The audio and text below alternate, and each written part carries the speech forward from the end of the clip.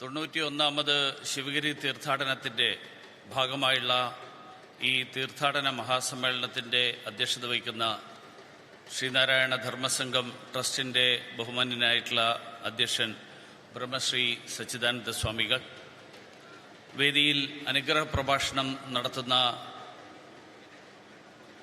Sreenarayana Dharmasangham ട്രസ്റ്റിൻ്റെ general secretary Shrimad Shubhangananda സ്വാമികൾ, ശ്രീമദ് സൂക്ഷ്മാനന്ദ സ്വാമികൾ, ഇവിടെ സ്വാഗതം ആശംസിച്ച തീർത്ഥാടന കമ്മിറ്റിയുടെ സെക്രട്ടറി ശ്രീമദ് ഋതംബരാനന്ദ സ്വാമികൾ, നന്ദി രേഖപ്പെടുത്തുന്ന ശ്രീനാരായണ ധർമ്മസംഘം ട്രസ്റ്റിൻ്റെ ട്രഷറർ ശ്രീമദ് ശാരദാനന്ദ സ്വാമികൾ, ഗുരുസ്മരണ ആലപിച്ച ശ്രീമദ് ദിവ്യാനന്ദഗിരി സ്വാമികൾ, വേദിയിൽ സന്നിഹിതരായിട്ടുള്ള ബഹുമാന്യനായിട്ടുള്ള നമ്മുടെ MP ശ്രീ അടൂർ പ്രകാശ് അവർകൾ, ശ്രീ കടകംപള്ളി സുരേന്ദ്രൻ അവർകൾ, ശ്രീ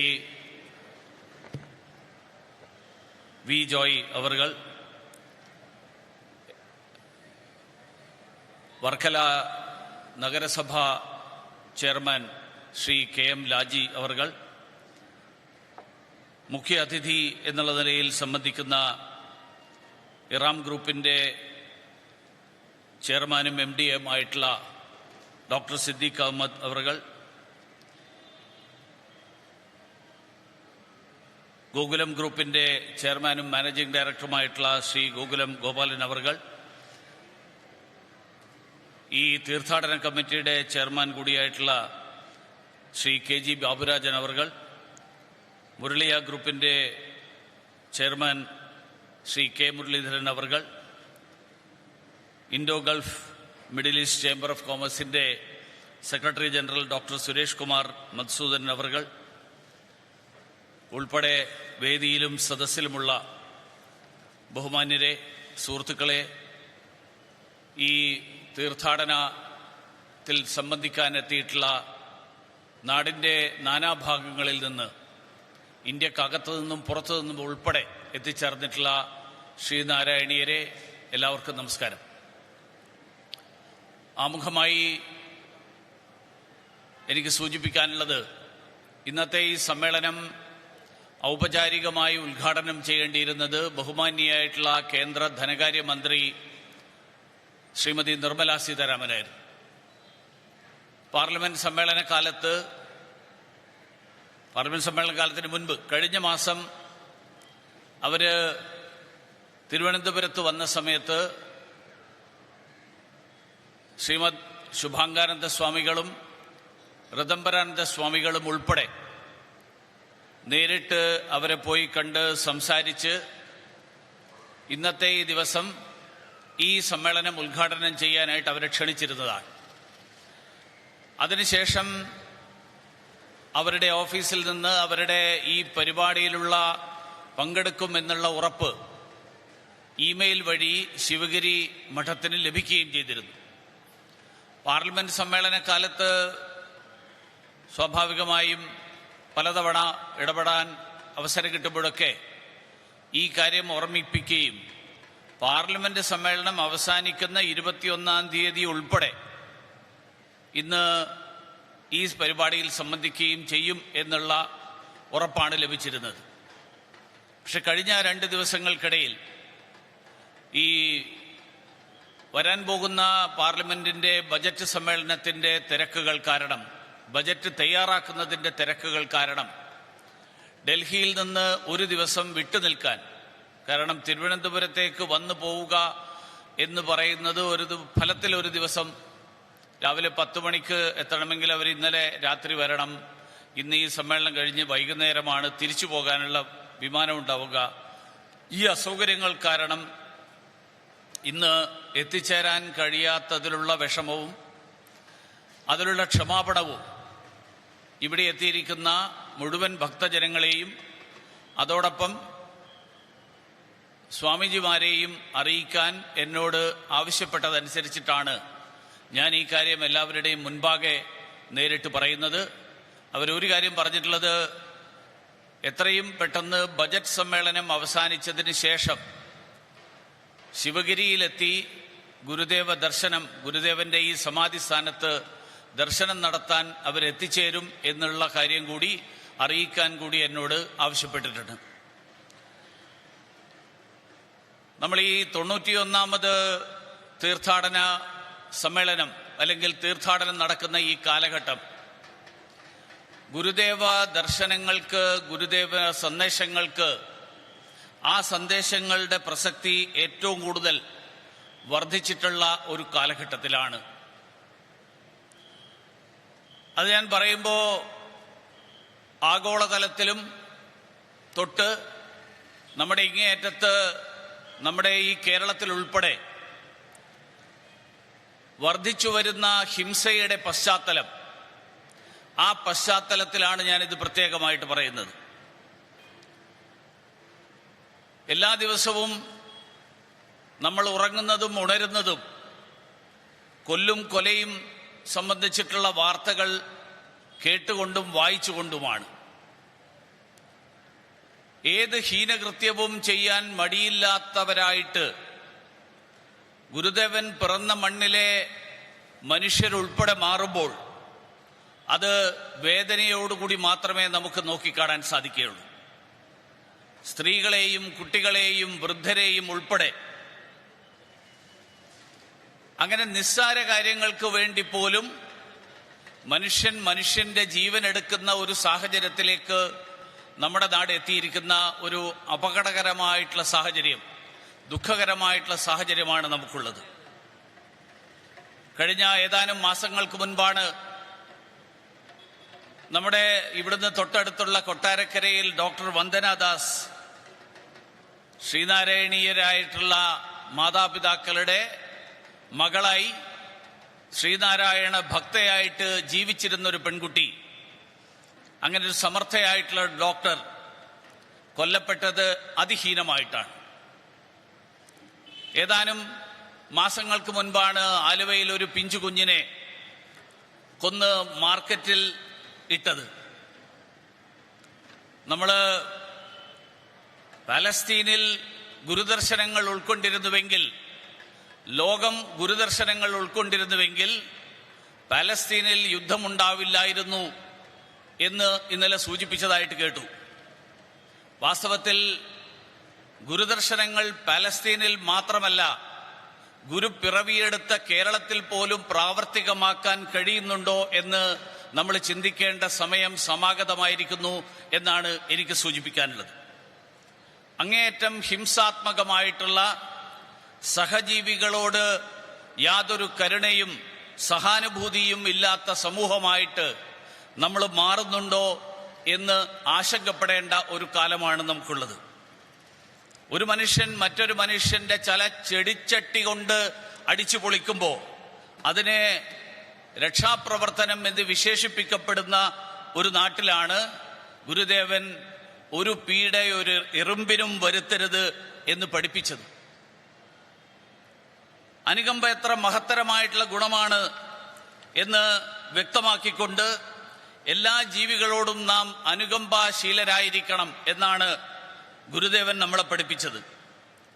അരുളുള്ളവനാണ് ജീവി എന്ന നിർവചനം മാനവികതയുടെ തന്നെ ചക്രവാളങ്ങളെ ഭേദിക്കുന്നതാണ്. സഹജീവിയോട് കരുണയും സ്നേഹവും കരുതലും ഉള്ളവർക്ക് അത്താഴ പട്ടിണി മാറാൻ അരി ചോദിക്കുന്നവരെ അധിക്ഷേപിക്കാനാവില്ല. സഹജീവികളോട് അനുകമ്പയുള്ളവർക്ക് നിരായുധരായ മനുഷ്യരെ വളഞ്ഞിട്ട് തല്ലുന്നവരെ അഭിനന്ദിക്കാനാവില്ല. സുദീർഘമായിട്ടുള്ള ഭാരതീയ സന്യാസ പാരമ്പര്യത്തിന്റെ ആധുനിക യുഗത്തിലെ പ്രസക്തി പ്രകാശിപ്പിച്ച മഹാത്മാവായിരുന്നു ശ്രീനാരായണ ഗുരുദേവൻ എന്ന് ഇവിടെ അധ്യക്ഷ പ്രസംഗം നടത്തിക്കൊണ്ട് സച്ചിദാനന്ദ സ്വാമികൾ ഒരിക്കൽ കൂടി ആവർത്തിച്ചു. ഈശ്വരനിന്ദയും മതനിന്ദയുമല്ല ഗുരുദേവൻ പഠിപ്പിച്ചത്. അദ്ദേഹം ഒരു മതവും സ്ഥാപിച്ചില്ല. ഗുരുദേവൻ ഒരു മതവും സ്ഥാപിച്ചില്ല. മറിച്ച് താൻ ജനിച്ചു വളർന്ന സനാതന പാരമ്പര്യത്തിൽ ജീർണതകൾ ഉണ്ടായപ്പോൾ, ആ സനാതന പാരമ്പര്യത്തിൽ അപഭ്രംശങ്ങൾ ഉണ്ടായപ്പോൾ, ആ സനാതന പാരമ്പര്യത്തിൽ ഗുണപരമായിട്ടുള്ള മാറ്റങ്ങൾ വരുത്താനാണ് തിരുവടികൾ ശ്രമിച്ചത്. അദ്വൈത ദീപിക വായിച്ചിട്ടുള്ള ആളുകൾക്ക് ഗുരുദേവൻ അദ്വൈത വേദാന്തിയല്ല എന്ന് ആർക്കും വാദിക്കാനാവില്ല. അതുകൊണ്ടാണ് സച്ചിദാനന്ദ സ്വാമികൾ ഇന്ന് രാവിലെ സംസാരിച്ചപ്പോൾ, അധ്യക്ഷ പ്രസംഗം നടത്തിക്കൊണ്ട് സംസാരിച്ചപ്പോൾ അദ്ദേഹം സൂചിപ്പിച്ച രണ്ട് ധാരകളിൽ ഒന്ന് അദ്വൈത ആചാര്യൻ എന്നുള്ള നിലയിലുള്ള ഒരു ധാരയെക്കുറിച്ച് പറഞ്ഞത്. ശങ്കരന്റെ മതമാണ് തൻ്റേതും എന്ന് പറഞ്ഞ ഗുരുദേവൻ ശങ്കരൻ കാശ്മീരിൽ പ്രതിഷ്ഠിച്ച ശാരദാ ദേവിയെ, സരസ്വതിയെ ശിവഗിരിയിൽ പ്രതിഷ്ഠ നടത്തി. 51 എഴുത്താകും ഗൃഹത്തിങ്കൽ ഇമ്പമോടെ വസിക്കും മഹേശ്വരി, തുമ്പമെല്ലാം അകറ്റിത്തരുന്നരൻ തമ്പുരാട്ടി സരസ്വതി പാഹിമാം എന്നാണ് ഗുരുദേവൻ ചൊല്ലിയത് പ്രതിഷ്ഠാവേളയിൽ. അങ്ങനെയുള്ള ഗുരുദേവ ചിന്തയുടെ, ഗുരുദേവന്റെ ദർശനങ്ങളുടെ ആ ദർശനങ്ങളെ മറന്നുകൊണ്ട് ഭാരതീയമായിട്ടുള്ള തത്വചിന്ത, ആ തത്വചിന്തയെ അവഹേളിക്കാനും സനാതന ധർമ്മ പാരമ്പര്യത്തെ അപമാനിക്കാനുമുള്ള ശ്രമങ്ങൾ ചിലരുടെ ഭാഗത്ത് നിന്ന് നിരന്തരമായിട്ടുണ്ടാകുന്നു എന്നുള്ളത് തീർച്ചയായിട്ടും നമ്മളെല്ലാവരും ആശങ്കപ്പെടുന്നൊരു കാര്യമാണ്. വിനായകാഷ്ടകം എഴുതിയ ശ്രീനാരായണ ഗുരുദേവന് സനാതന ധർമ്മവുമായിട്ടൊരു ബന്ധമില്ല എന്നാരെങ്കിലും പറഞ്ഞാൽ, ഗണപതി മിത്തും അതിലൂടെ പ്രചരിക്കുന്നത് അന്ധവിശ്വാസവുമാണെങ്കിൽ ഗുരുദേവന്റെ ഗണപതി സ്തുതിയായിട്ടുള്ള വിനായകാഷ്ടകം അന്ധവിശ്വാസത്തെ പ്രചരിപ്പിക്കുന്ന രചനയല്ലേ എന്ന് ഞാൻ കുറച്ചു കാലം മുമ്പ് ചോദിച്ചിരുന്നു. ഇതുവരെ ഞാൻ ആരും അതിനെക്കുറിച്ചുള്ളൊരു മറുപടി പറയുന്നത് കേട്ടിട്ടില്ല. ഹിന്ദുമതത്തിലെ ദേവീദേവന്മാരെ പ്രകീർത്തിച്ചുകൊണ്ട് 30-ലേറെ കീർത്തനങ്ങൾ എഴുതിയ ഗുരുദേവൻ, ആ ഗുരുദേവൻ സന്യാസിയല്ല, ഹിന്ദു സന്യാസിയല്ല എന്നാരെങ്കിലും പ്രചരിപ്പിക്കാൻ ശ്രമിച്ചാൽ അതിന് എത്രമാത്രം അദ്ദേഹത്തിന്റെ ഗുരുദേവന്റെ ജീവിതം, ആ ജീവിതം സാക്ഷ്യം നിൽക്കും എന്നുള്ള ചോദ്യം, ആ ചോദ്യം നമ്മുടെ എല്ലാവരുടെയും മുന്നിലുണ്ട്. ഗുരുദേവന്റെ വത്സല ശിഷ്യനും ശ്രീനാരായണ ധർമ്മപരിപാലന യോഗത്തിന്റെ സെക്രട്ടറിയുമായിരുന്ന മഹാകവി കുമാരനാശാൻ ആ കാലത്ത് തീയ സമുദായത്തിൽപ്പെടുന്ന ആളുകൾ ബുദ്ധമതത്തിലേക്ക് പരിവർത്തനം ചെയ്യണം എന്ന വാദത്തെ ഖണ്ഡിച്ചുകൊണ്ട് അന്ന് ആശാൻ എഴുതിയത് വിവേകോദയത്തിന്റെ 1084 മകരം മാസത്തിലെ പതിപ്പിൽ പ്രസിദ്ധീകരിച്ചിട്ടുള്ളത് ഞാൻ ആവർത്തിക്കാൻ ആഗ്രഹിക്കുകയാണ്. ഞാൻ അദ്ദേഹത്തെ ഉദ്ധരിക്കുകയാണ്. ഞാനും നിങ്ങളും ശ്രീനാരായണ ഗുരുവും തീയ സമുദായത്തിലെ അംഗങ്ങളാണ്. ആ സമുദായം ഹിന്ദുമതത്തിന്റെ ഭാഗവുമാണ്.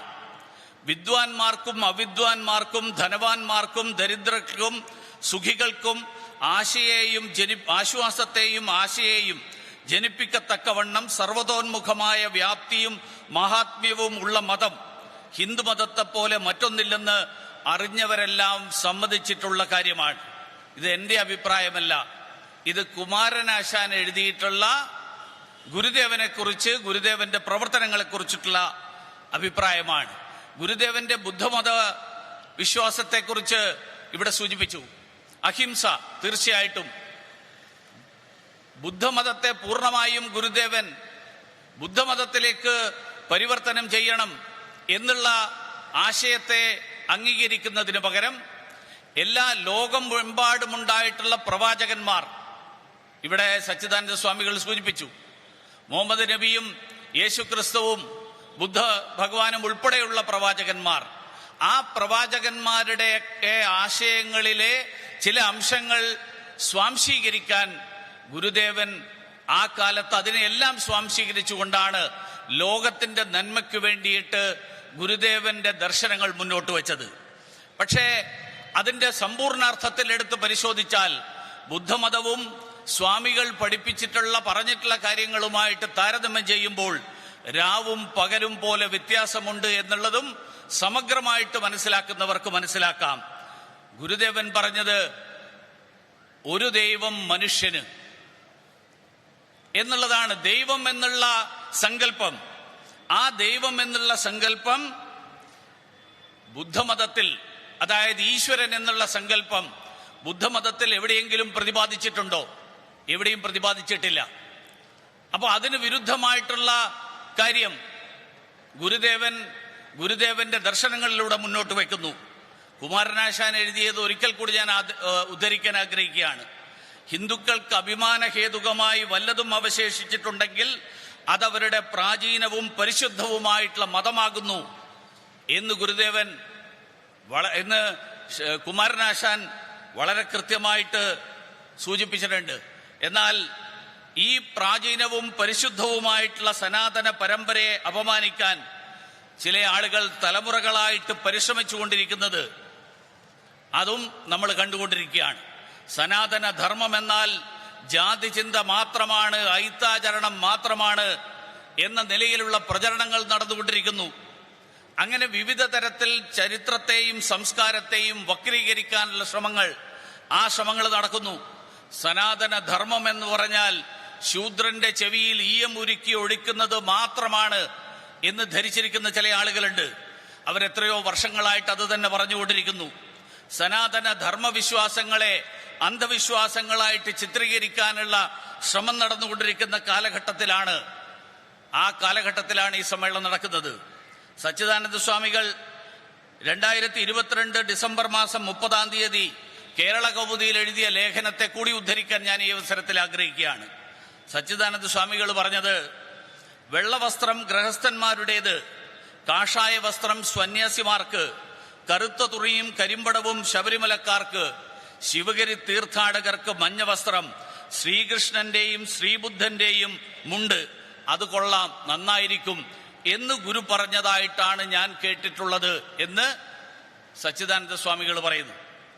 കാഷായ വസ്ത്രം ധരിച്ചാണ് ഗുരു സിലോണിൽ പോയത് എന്നാണ് ഞാൻ വായിച്ചു കേട്ടത്. കാവി വെറുക്കപ്പെടേണ്ട നിറമാണ് എന്ന് ഗുരു പറഞ്ഞതായിട്ട് എന്റെ അറിവിലില്ല. തെറ്റെങ്കിൽ കാവ്യ വസ്ത്രമണിഞ്ഞ് ഈ വേദിയിലിരിക്കുന്നവർക്ക് എന്നെ തിരുത്താം. കാവി ഒരു മതത്തിന്റെ നിറമായതിനാലാണോ മതമേതായാലും മനുഷ്യൻ നന്നായാൽ മതി എന്ന് പഠിപ്പിച്ച ഗുരുവിന്റെ പിൻഗാമികളായിട്ടുള്ള സ്വാമിമാർ അതണിയുന്നത് എന്നെനിക്കറിഞ്ഞുകൂടാ. കാഷായ വസ്ത്രധാരികളായിട്ട് ഈ വേദിയിലിരിക്കുന്ന സന്യാസി വര്യന്മാരെയും അവരുടെ കാഷായ വേഷത്തെയും അങ്ങേയറ്റം ആദരവോടുകൂടിയാണ് സനാതന ധർമ്മിയായിട്ടുള്ള ഞാൻ കാണുന്നത്. ഈ വേദിയിൽ മുഴുവൻ വെച്ചിരിക്കുന്ന ഗുരുദേവന്റെ ചിത്രത്തിൽ അദ്ദേഹം ധരിച്ചിരിക്കുന്ന കാവി, അതിനെയും ഞാൻ ആദരവോടുകൂടി നോക്കിക്കാണുന്നു. വേദകാലഘട്ടത്തിൽ തന്നെ അഗ്നിദേവന്റെ നിറമായിട്ടുള്ള കാവി സനാതന ധർമ്മികൾക്ക് പ്രധാന നിറമാണെന്നാണ് ഞാൻ മനസ്സിലാക്കിയിട്ടുള്ളത്. സകലതിനെയും ശുദ്ധീകരിക്കുന്ന, സകല കളങ്കങ്ങളെയും ഇല്ലാതാക്കുന്ന അഗ്നി അതേസമയത്ത് പരിത്യാഗത്തിന്റെ കൂടി അടയാളമാണ്. ബ്രാഹ്മ മുഹൂർത്തത്തിൽ എഴുന്നേറ്റ് ഭഗവാനെ ഉപാസിക്കുന്നവർ ആദ്യം കാണുന്ന സൂര്യഭഗവാന്റെ നിറം കാവിയാണ്. സൂര്യാസ്തമയ സമയത്ത് നദീവന്ദനം നടത്തുന്ന ഭക്തർ അവർ കാണുന്നതും കാവി നിറത്തിലുള്ള സൂര്യനെയാണ്. ഋഗ്വേദം 10-ാം മണ്ഡലത്തിൽ 136-ാം സൂക്തത്തിൽ തന്നെ കാവിയെക്കുറിച്ച് പറയുന്നു എന്നാണ് ഞാൻ പഠിച്ചിട്ടുള്ളതും മനസ്സിലാക്കിയിട്ടുള്ളതും. ഹിന്ദു സന്യാസികൾ മാത്രമല്ല, ബുദ്ധമത സന്യാസികളും പ്രാരംഭകാലം തൊട്ട് തന്നെ കാവി ധരിച്ചു വന്നിരുന്നു എന്നാണ് ഞാൻ വായിച്ചറിഞ്ഞിട്ടുള്ളത്. അഗ്നിയുടെ നിറമാണത്. അന്ധകാരത്തെ അകറ്റുന്ന, ശുദ്ധി വരുത്തുന്ന അഗ്നി. ആ കാവിയുടെ മഹത്വം മനസ്സിലാക്കണമെങ്കിൽ മനസ്സിലെ അന്ധത നീങ്ങണം. അങ്ങനെയുള്ള ഉണ്ടാകുമ്പോൾ മാത്രമേ കാവിയുടെ മഹത്വം മനസ്സിലാക്കാൻ കഴിയുള്ളൂ. അതുകൊണ്ട് ഞാൻ പറഞ്ഞു വന്നത്, സനാതന ധർമ്മത്തെ, പാരമ്പര്യത്തെ വക്രീകരിക്കാനുള്ള ബോധപൂർവമായിട്ടുള്ള ശ്രമം, ആ ശ്രമം നടത്തുന്ന നിരീശ്വരവാദികളായിട്ടുള്ള ആളുകൾ, അങ്ങനെയുള്ളവർ ഈ കാവിയുടെ മഹത്വം മനസ്സിലാക്കാൻ കാര്യങ്ങൾ പഠിക്കണം എന്നാണ്. ഭാരതീയ ചരിത്രം മുഗളാക്രമണ കാലത്തിന് ശേഷം മാത്രമേ ഉള്ളൂ എന്ന് പറഞ്ഞു പഠിപ്പിക്കുന്ന ചില ചരിത്രകാരന്മാരുണ്ട്. വേദകാലഘട്ടവും പിന്നീട് സനാതന ധർമ്മികളായിട്ടുള്ള രാജാക്കന്മാരുടെ കാലഘട്ടമൊന്നും തന്നെ അവരുടെ ചരിത്ര പുസ്തകങ്ങളില്ല. അതുകൊണ്ടാണ് അയോധ്യയിൽ രാമക്ഷേത്ര പുനഃപ്രതിഷ്ഠയ്ക്കെതിരെ കോടതിയടക്കം തെറ്റിദ്ധരിപ്പിച്ചുകൊണ്ട് ചില ആളുകൾ കോടതിയുടെ മുൻപാകെ അടക്കം ഈ തരത്തിലുള്ള പരാമർശങ്ങൾ നടത്തിയത്. ഞാൻ അതിനെക്കുറിച്ച് കൂടുതൽ കടക്കുന്നില്ല. കാവ്യയെക്കുറിച്ചിട്ടുള്ള വികലമായിട്ടുള്ള ധാരണകൾ ശ്രീനാരായണീയരുടെ ഹൃദയത്തിൽ കുത്തിനിറക്കാൻ ശ്രമം നടത്തുന്ന ചില ആളുകളുടെ പരാമർശങ്ങൾ, ആ പരാമർശങ്ങൾ ശ്രദ്ധയിൽപ്പെട്ടതുകൊണ്ട് സാന്ദർഭികമായി സൂചിപ്പിച്ചു എന്ന് മാത്രം. ബുദ്ധന്റെ പഞ്ചശുദ്ധിയും ഭാരതീയ സംസ്കൃതിയുടെ ആചാരങ്ങളും അനുഷ്ഠിച്ച് സാഹോദര്യ മന്ത്രവുമേതി പാശ്ചാത്യ രാജ്യങ്ങളിൽ യൂറോപ്യന്മാരുടെ ആണ്ടുപിറപ്പിന് ഭക്തജനങ്ങൾ ഗുരുദേവ സന്നിധിയിലെത്തണം എന്ന് കൽപ്പിച്ച ഗുരുദേവന്റെ ആജ്ഞയനുസരിച്ചുകൊണ്ട് എത്തിച്ചേർന്നിട്ടുള്ളവരാണ് നമ്മളെല്ലാവരും. ഭാരതീയ സംസ്കൃതിയുടെ ആചാരങ്ങൾ അനുഷ്ഠിക്കണം എന്ന് പറഞ്ഞ ഗുരു എന്തായാലും മതനിരാസത്തിന്റെ പ്രചാരകനായിരുന്നു എന്ന് ആര് പറഞ്ഞാലും അത് വസ്തുതകൾക്ക് നിരക്കുന്നതല്ല. ഹൈന്ദവ ധർമ്മത്തെ പോലെ ഇത്രയേറെ ഉൾക്കൊള്ളലിന്റെ സഹിഷ്ണുതയുടെ പാഠം പഠിപ്പിക്കുന്ന മറ്റൊരു ധർമ്മവും ഇന്ന് ലോകത്തില്ല. അതിഥി ദേവോ ഭവ എന്ന് വേറെ ഏതെങ്കിലും മതം, ഏതെങ്കിലും ധർമ്മം പഠിപ്പിക്കുന്നുണ്ടോ? എല്ലാറ്റിനെയും ഉൾക്കൊള്ളുകയും ഒന്നിനെയും പുറന്തള്ളാതിരിക്കുകയും ചെയ്യുകയെന്ന സനാതന ധർമ്മത്തിന്റെ അന്തസത്ത, അതാണ് സനാതന ധർമ്മത്തിന്റെ അന്തസത്ത എന്ന് സനാതന ധർമ്മ വിരോധികൾ തിരിച്ചറിയണം എന്നാണ് എനിക്ക് അഭ്യർത്ഥിക്കാനുള്ളത്. സനാതന ധർമ്മികളായിട്ടുള്ള നമ്മുടെ പൂർവികർ എല്ലാ വിശ്വാസങ്ങളെയും കൈനീട്ടി സ്വീകരിച്ചതുകൊണ്ടാണ് ഇന്ന് ഇന്ത്യ സകല മതങ്ങളുടെയും ഇടമായി തുടരുന്നത് എന്ന് നമുക്ക് മനസ്സിലാക്കാൻ കഴിയും. ഹിന്ദുവാണെന്നുള്ളതിന്റെ പേരിൽ തലമുറകൾ വേട്ടയാടപ്പെട്ട വിശ്വാസങ്ങളും ക്ഷേത്രാചാരങ്ങളും ചവിട്ടിയിറക്കപ്പെട്ട ഒരു ജനതയുടെ ഉയിർത്തെഴുന്നേൽപ്പിനുള്ള ശ്രമങ്ങൾ നടക്കുമ്പോൾ തെറ്റിദ്ധാരണാജനകമായിട്ടുള്ള പ്രചരണങ്ങളിലൂടെ അതിനെ വഴിതിരിച്ചുവിടാനുള്ള ശ്രമം അതാര് നടത്തിയാലും അത് വിലപ്പോവില്ല എന്ന് ഒരിക്കൽ കൂടി പറയാൻ ആഗ്രഹിക്കുകയാണ്. ഒരുപക്ഷെ സ്വന്തം സ്വത്വവും പാരമ്പര്യവും തിരികെ പിടിക്കാൻ സനാതന ധർമ്മികളെ പോലെ ഇത്രയേറെ പോരാട്ടം നടത്തേണ്ടി വന്ന മറ്റൊരു ജനതയും ലോകത്തുണ്ടാവില്ല. ഇത്രയേറെ കണ്ണീരൊടുക്കേണ്ടി വന്ന മറ്റൊരു മതവിഭാഗവും ഉണ്ടാകില്ല. അധിനിവേശ കാലത്ത് ആയിരക്കണക്കിന് പുണ്യക്ഷേത്രങ്ങൾ ഈ നാട്ടിൽ തകർക്കപ്പെട്ടു എന്നുള്ളതൊരു വസ്തുതയാണ്. അത് നമ്മൾ മറന്നതുകൊണ്ട് കാര്യമില്ല, അതുള്ള ഒരു വസ്തുത മാത്രമാണ്. ഡോക്ടർ മീനാക്ഷി ജെയിൻ എന്ന ചരിത്രകാരി flight of deities and rebirth of temples episodes from Indian history എന്നുള്ള പുസ്തകത്തിൽ അത് വളരെ കൃത്യമായിട്ട് വിവരിക്കുന്നുണ്ട്. മധുരയിലെ കേശവ ക്ഷേത്രം, കാശി വിശ്വനാഥ ക്ഷേത്രം, സൗരാഷ്ട്രയിലെ സോമനാഥ ക്ഷേത്രം, അയോധ്യയിലെ ശ്രീരാമക്ഷേത്രം, ഇതെല്ലാം ഈ അധിനിവേശ കാലത്ത് തകർക്കപ്പെട്ടതാണ്. പക്ഷേ ഒരു ഘട്ടത്തിലും തങ്ങളുടെ വിശ്വാസങ്ങളെ അടിയറ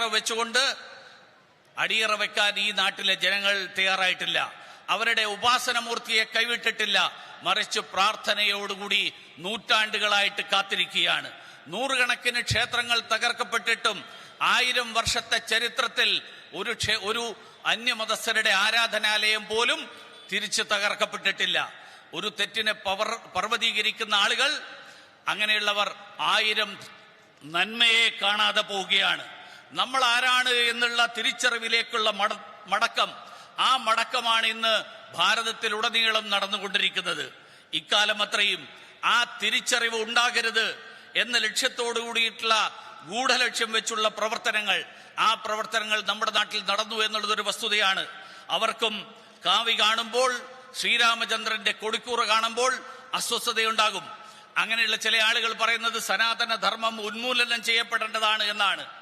അഖണ്ഡ ഭാരതത്തിന്റെ പുണ്യ പാരമ്പര്യം ഏതെങ്കിലും മതമോ വിശ്വാസമോ പെരുമാറ്റമോ ചിന്തയോ പ്രചരിപ്പിക്കുന്നതിൽ മാത്രം ഒതുങ്ങുന്നതല്ല. ലോകത്തെ മുഴുവൻ ബന്ധിപ്പിക്കാൻ വസുദൈവ കുടുംബകം എന്ന മഹദ്വചനം, ആ മഹദ്വചനം നൽകിയത് ഈ ആർഷഭാരതത്തിന്റെ പാരമ്പര്യമാണ്. വേദവ്യാസൻ മുതൽ ആദിശങ്കരൻ വരെ, ശ്രീനാരായണ ഗുരുദേവൻ ഉൾപ്പെടെ ആരെ എടുത്താലും ഈ ദർശനങ്ങൾ നമുക്ക് അവരുടെയൊക്കെ വാക്കുകളിൽ നമുക്ക് കാണാം. മതങ്ങൾക്ക് അതീതമായിട്ടുള്ള മാനവ സൗഹൃദം, ആ മാനവ സൗഹൃദം വിളംബരം ചെയ്യാൻ കഴിയുന്ന ഒരൊറ്റ ധർമ്മം മാത്രമേ ലോകത്തുള്ളൂ, അത് സനാതന ധർമ്മമാണ്. അതുകൊണ്ടാണ് സച്ചിദാനന്ദ സ്വാമികൾ പറഞ്ഞ, ഒരു വശത്ത് ഭാരതത്തിന്റെ അദ്വൈത പാരമ്പര്യം, സന്യാസി പാരമ്പര്യം, മറുവശത്ത് പ്രവാചകന്മാരുടെ പാരമ്പര്യം. ഈ 2 പാരമ്പര്യങ്ങളെയും ഉൾക്കൊണ്ടുകൊണ്ട് അതിൽ നിന്നെല്ലാം നന്മയെ സ്വാംശീകരിച്ചുകൊണ്ട് ഗുരുദേവൻ കാലാനുസൃതമായിട്ട് വരുത്തേണ്ട മാറ്റങ്ങൾ ചൂണ്ടിക്കാണിച്ചുകൊണ്ട് അപഭ്രംശങ്ങൾ തിരുത്തിക്കൊണ്ട്, ജീർണതകൾ തള്ളിക്കളഞ്ഞുകൊണ്ട്, തെറ്റുകൾക്കെതിരായിട്ട് ശബ്ദമുയർത്തിക്കൊണ്ട് ഗുരുദേവൻ ആ കാര്യങ്ങൾ ഉച്ചരിച്ചപ്പോൾ ലോകം മുഴുവൻ അതിനെ സ്വീകരിച്ചു, സ്വാഗതം ചെയ്തു.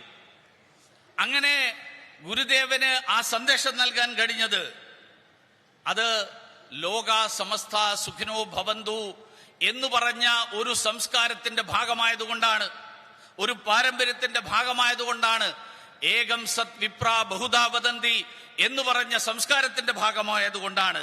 അതുകൊണ്ട് ശ്രീനാരായണ ഗുരുദേവനെ പോലെയുള്ള മഹാത്മാക്കളുടെ സംഭാവനകളാൽ സദാ പുഷ്ടിപ്പെട്ടുകൊണ്ടിരിക്കുന്ന സനാതന ധർമ്മ പാരമ്പര്യം, തെറ്റുകൾ തിരുത്തിക്കൊണ്ട് മുന്നോട്ട് പോകുന്ന പാരമ്പര്യം, ആ തെറ്റുകൾ തിരുത്തിക്കൊണ്ട് മുന്നോട്ട് പോകുന്ന പാരമ്പര്യം, ആ പാരമ്പര്യം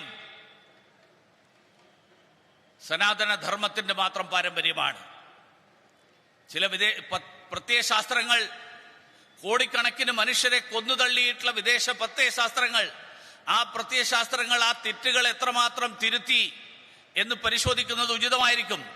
അവർക്കൊരിക്കലും വേദ ഉപനിഷത്തുകൾ പഠിപ്പിച്ച സഹിഷ്ണുതയുടെയും സഹവർത്തിത്വത്തിന്റെയും ആ പാഠം ഉൾക്കൊള്ളാനാകില്ല.